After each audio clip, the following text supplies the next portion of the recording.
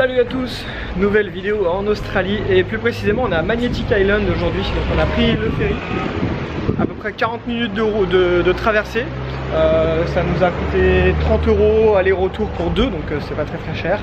Et donc cette île, il y a pas mal de choses à faire dessus, il y a pas mal de snorkeling, il y a des points de vue, c'est là où il y a la plus grosse concentration de koalas sauvages. Donc on espère bien avoir des koalas aujourd'hui. Pourquoi ça s'appelle Magnetic Island? Je l'ai lu donc je vous le dis, parce que quand James Cook a découvert l'île, sa boussole s'est un peu déréglée et du coup il pensait que l'île était magnétique. Et du coup il l'appelait comme ça. Voilà pourquoi Magnetic Island. Pour se déplacer sur l'île, là on va prendre le bus. Je pense que c'est le système le plus simple. Après tu peux louer des vélos, tu peux louer des voitures, tu peux louer des scooters. Mais il n'y a qu'une grosse route principale et après il y a plein de petites routes sur lesquelles tu n'as pas le droit d'aller en voiture, tu n'as pas le droit d'aller en scooter et tout. Donc du coup c'est pas super pratique. Donc vaut mieux marcher ou prendre le bus. Le ticket de bus à la journée il coûte 8 $ je crois, donc c'est pas très cher. C'est un ticket illimité. Voilà. Et écoutez, il fait super pas beau.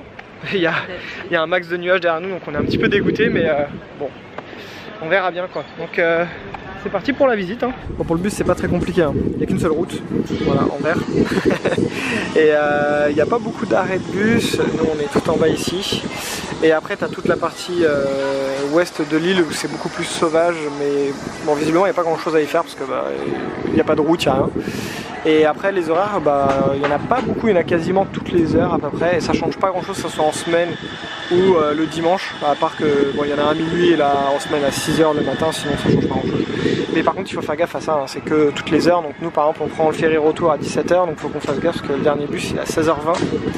Donc selon où on est, il faut faire gaffe à ça. Allez, premier arrêt, on a un endroit qui s'appelle The Fort. C'est des forts tout simplement, des fortifications. Ça servait pendant la Deuxième Guerre mondiale je crois, à repérer des avions qui pouvaient éventuellement venir sur l'Australie. Et donc le bus nous a déposé, il y a une petite rando pour monter jusqu'en haut. Et normalement c'est là où on a le plus de chances de voir des koalas. Donc on va aller voir ça. En tout cas le bus c'est un moyen de transport qui est très pris, parce que le bus était complet.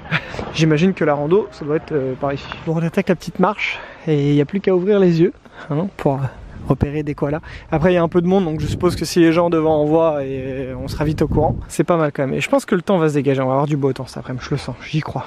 On est à la Arthur Base Lookout. En fait sur toute l'île t'as plein de petites baies comme ça où tu peux venir te baigner, faire du snorkeling, c'est chose qu'on fera peut-être cet après-midi. Vu que les gens regardent tous en haut et les appareils photos sont sortis, effectivement il y a un koala. Ah oui. Juste là. Il y a même un bébé avec le koala, un petit bébé koala. C'est trop mignon.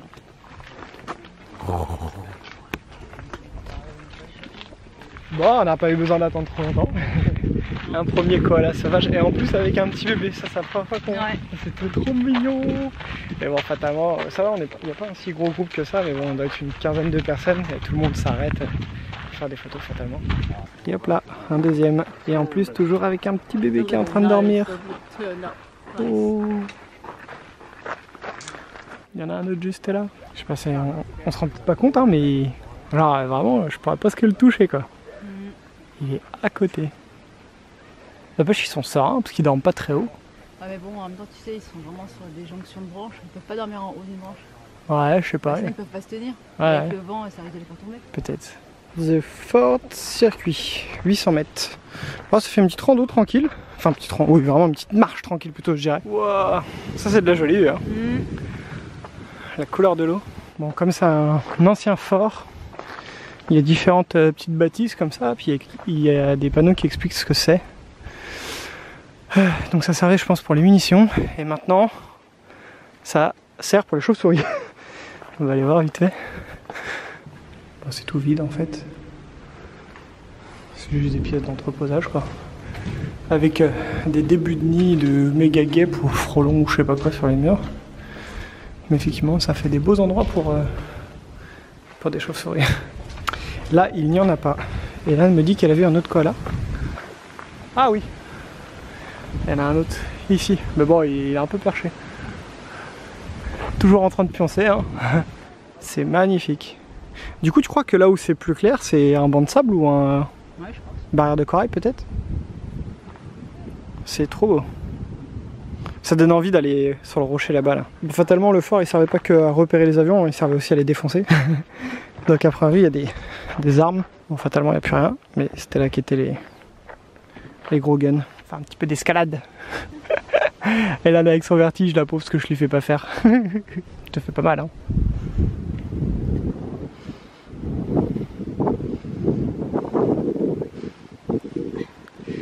Et là, tu vois, on n'est pas au plus haut du Lille. Hein. Je pense qu'on va aller là-bas après parce que ça va faire un point de vue 360. Mais je pense qu'on est pas mal. Je sais pas ce que ça t'évoque, mais à mon avis, on est pas mal. Niveau beauté là, on a un petit niveau pas dégueulasse. Avec la baie juste en bas. Attends, je vais regarder c'est quoi le nom. Donc cette petite baie là qu'on voit, c'est Florence Bay. Juste de l'autre côté là-bas, il y a Radical Bay. Et là en face, je pense que c'est l'Australie qu'on voit là. Nous on vient de vers là-bas. C'est beau, c'est très très beau. En plus voilà, le soleil est sorti. Je savais qu'on allait avoir du soleil. Haha. Allez, je monte au poste de commandement.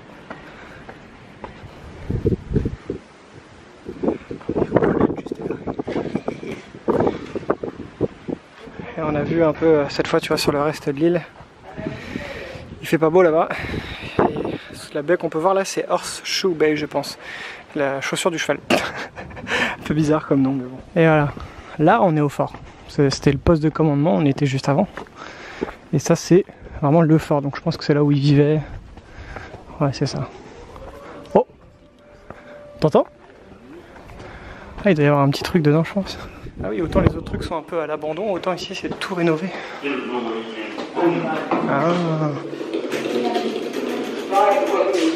D'accord, ok.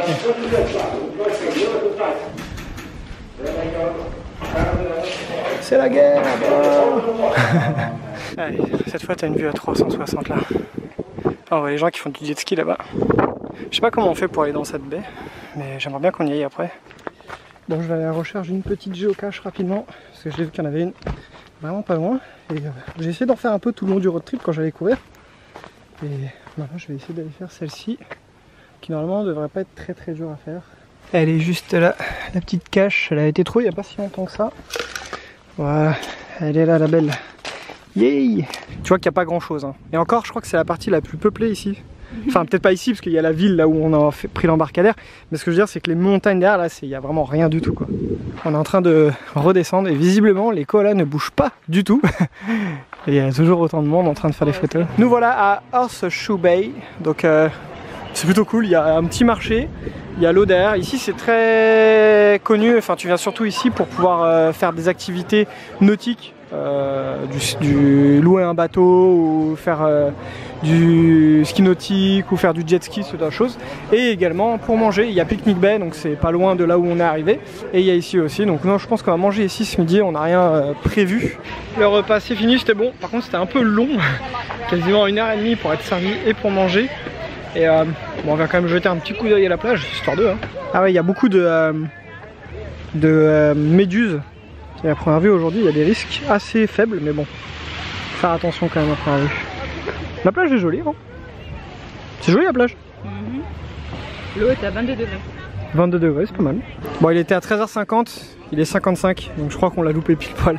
Merde, le prochain est à 14h25, je pense que ça vaut peut-être le coup d'attendre parce que bah, on a peut-être pour autant de marche au moins, donc on va peut-être l'attendre celui-là. Alors, ça y est, on a repris le bus, on est au niveau du fort. Là où le bus nous a déposé la première fois, on est revenu exactement au même endroit, mais on prend un autre chemin direction Radical Bay.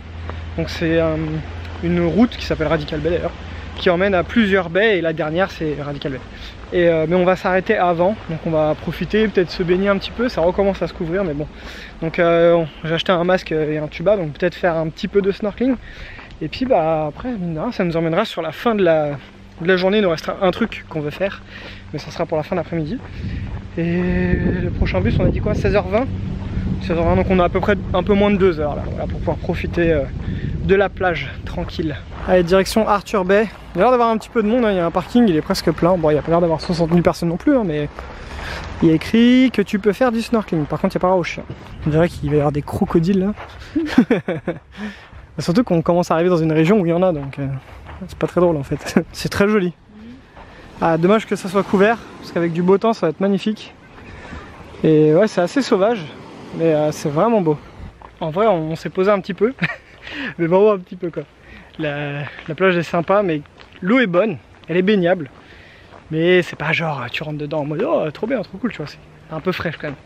Donc vu qu'on, je compte pas me baigner là non plus, autant aller en profiter pour voir les autres baies. Donc on va se diriger sur la prochaine qui est Florence Bay, et c'est celle qu'on voyait quand on était sur l'espèce de rocher là. Ouais. Voilà. Et après la dernière c'est Radical Bay, mais je sais pas si on ira jusqu'à la dernière. Là je comprends mieux pourquoi la route n'est autorisée que au 4x4. En 4x4 là c'est chaud, regarde le truc ça. Ah, là c'est voilà, du beau trou quand même. Mais on en discutait un peu avec l'âne et c'est un truc que j'ai du mal à comprendre. Encore en Asie, je veux bien comprendre un peu l'aspect que je vais vous expliquer. Mais ici, là, on est en Australie, qui est quand même un pays un peu riche, on va dire. Donc j'ai du mal à comprendre pourquoi Magnific Island, par exemple, ça vit que du tourisme, à mon avis, quasiment. Pourquoi est-ce qu'ils n'entretiennent pas ces routes pour permettre aux touristes d'y accéder plus facilement, tu vois. Pourquoi est-ce qu'ils laissent ça délabré, sachant que du coup, tu peux venir qu'en 4x4, donc soit il te faut un 4x4, soit faut payer un taxi, soit tu viens à pied. Alors que si c'était en bon état, tu pourrais venir en scoot ou en vélo. J'ai un peu de mal à comprendre. Mais bon. Et il commence à pleuvoir. Ça a changé. C'est génial, on commence à prendre des petites gouttes là. L'âne, en voyant les nuages ce matin, elle s'est dit tiens, je prends le parapluie. T'as pas été trop bête, hein. Sur notre chemin, il y a le lookout de Arthur's Bay. C'est très joli. En fait, vu qu'il commence à pleuvoir et que on vient de se rendre compte en regardant sur Google Maps qu'il y a encore un peu de chemin à pied jusqu'à Florence Bay. En fait, on va faire demi-tour et on va plutôt prendre un peu d'avance parce qu'on aura peut-être été un peu juste pour faire le dernier truc qu'on voulait voir. Donc là, au moins, on sera un peu en avance. Et on va aller voir Alma Bay, si je dis pas de bêtises, qui est juste qui est pas du tout loin de comment ça s'appelle, là où on prend le ferry. Et juste à côté, il y a un truc qui s'appelle les Wallaby Rock. Et c'est des rochers sur lesquels il y a des wallabies que tu peux voir, que tu peux nourrir et tout.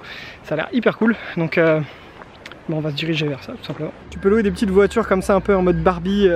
Je crois que c'est 70 $ la journée ou 60 $ la journée. Voilà à quoi ressemble Alma Bay. Les baies sont pas très grandes à part Horseshoe qui elle est très grande. Sinon les autres sont plutôt petites et j'aime bien parce que ça reste assez sauvage. C'est entretenu mais pas non plus abusé. Bon, on arrive sur... Il y a un petit peu de monde mais ça va. Et on en voit déjà. En fait c'est bizarre parce qu'ils sont sur les rochers. Du coup il y a des gens qui leur donnent à manger. Et donc c'est des petits kangourous en fait. Ah oui, ils sont juste là. Oh, il a un bébé en plus dans sa poche. En fait on dirait un gros rat. Vas-y, monte ton petit bébé. Oh, on voit sa tête.